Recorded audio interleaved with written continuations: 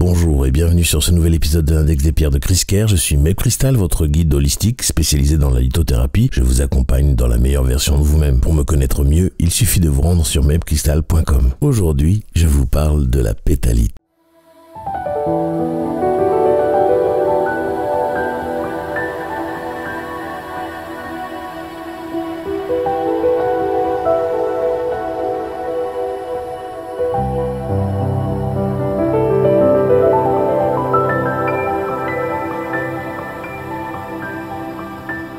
La pétalite tire son nom de pétalon en grec qui signifie feuille et qui sert aussi de base pour le mot pétale. Sa forme chimique est Li, Al, Si4O10 qui indique sa composition en lithium, Li, et en aluminium, Al, et en silicate qui est sa famille, mais plus précisément les phyllosilicates. Elle appartient au système monoclinique et sa dureté est de 6,5 sur l'échelle de Mohs. Sa couleur varie de transparent à rose en passant par gris et blanc. Son aspect est plutôt vitreux. On en trouve principalement en Suède mais aussi au Brésil et à Madagascar. C'est une pierre très rare qui coûte plutôt cher. Avant de continuer, je vous remercie de vos likes et partages qui m'encouragent énormément en cette période d'une pierre par jour et ça m'encourage vraiment toujours un petit peu plus. Je vous invite à vous abonner si ce n'est pas encore fait pour ne pas manquer un seul épisode de cette chaîne Chris Kerr. Merci. La pétalite est très utile au plan énergétique puisqu'elle permet l'équilibre des chakras et le développement des chakras à haute vibration. Elle permet d'activer le chakra de la couronne, de l'alta major, du vortex causal, de la porte de Gaïa, de la porte des étoiles, de l'étoile de l'âme, du soma. Elle ouvre le chakra-gorge et le vortex causal, elle calme le chakra couronne et de l'étoile de l'âme, s'ils tournent trop vite ou sont trop ouverts. Dans sa couleur rose, elle active le chakra cœur supérieur et les chakras des 3 chambres du cœur, qui est un chakra composé de 3 chakras de la zone cardiaque, c'est-à-dire la graine du cœur, le cœur et le cœur supérieur. Toujours sa variante rose calmera le chakra du cœur supérieur. Enfin, sa variante noire peut être utilisée plus spécifiquement pour activer la porte de Gaïa. La pétalite intervient aussi au niveau des méridiens en activant le triple réchauffeur qui est utilisé en médecine chinoise pour harmoniser la chaleur corporelle mais aussi le flux de l'énergie vitale. On l'appelle le ki, le prana ou encore le chi. La pétalite permet aussi de détacher les esprits ayant un attachement dans le chakra du 3e œil plus particulièrement, mais elle a cet effet sur tous les chakras. Enfin, elle énergise et active en permanence tous les centres d'énergie du corps à chaque niveau lorsqu'elle est portée sur soi. En parlant de chakras, je vous invite à visiter le site dont le QR code s'affiche à l'écran, chakraactivation.com. Vous pourrez découvrir ma formation qui vous explique comment se soigner en utilisant vos chakras et 30 cristaux qui sont fournis avec la formation. Après que je vous ai appris à activer vos chakras haute vibration et vos chakras secondaires. Toujours au plan spirituel, la pétalite nous permet de nous connecter à la sagesse cosmique et d'activer et énergiser les processus spirituels tout en nous ancrant notamment la vision, qu'on appelle aussi intuition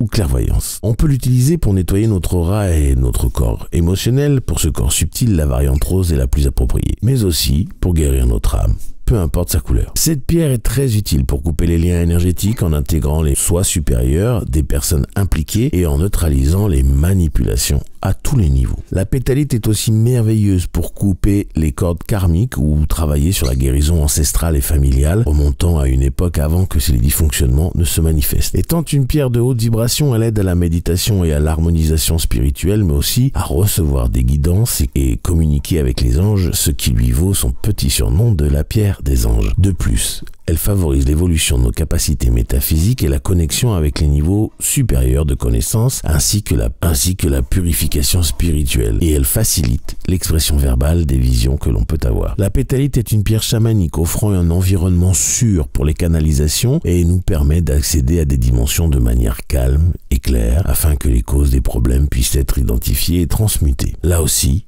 elle a un pouvoir énorme pour nettoyer les entités dans l'aura et le corps mental, les esprits collés à nous, mais surtout, c'est la seule pierre vraiment efficace pour retirer les implants énergétiques. Son dernier talent spirituel, c'est qu'elle permet de découvrir, assumer et développer notre amour pour le divin. Posée sur le chakra du plexus solaire, la pétalite vous libérera des bagages émotionnels et vous protégera psychologiquement, notamment en calmant votre mental. Mais surtout, elle est parfaite pour oublier les tendances suicidaires et diminuer le stress. Physiquement, la pétalite est bénéfique pour les cellules, les yeux, les poumons, l'espace musculaire et les intestins. Elle améliore la flexibilité du système musculo-squelettique, notamment en calmant les spasmes et autres troubles musculaires. C'est une pierre qui booste la résistance aux miasmes et harmonise le système endocrinien tout en activant les glandes surrénales et la glande pinéale. La pétalite soutient les maladies du cancer et du sida pour lutter contre ces maladies très impactantes. Évidemment, elle ne remplace pas les traitements, interventions et soins prodigués par vos médecins et spécialistes. La lithothérapie est à considérer comme un soutien mental et d'intention, non comme un traitement. La pétalite vous aidera à découvrir au moins un mentor avisé qui pourra vous guider sur la route du succès. Elle vous protégera également lors de vos voyages et son côté énergétique améliore et dynamise l'environnement si l'on veut l'utiliser en géobiologie. Enfin, en astrologie, c'est une pierre amie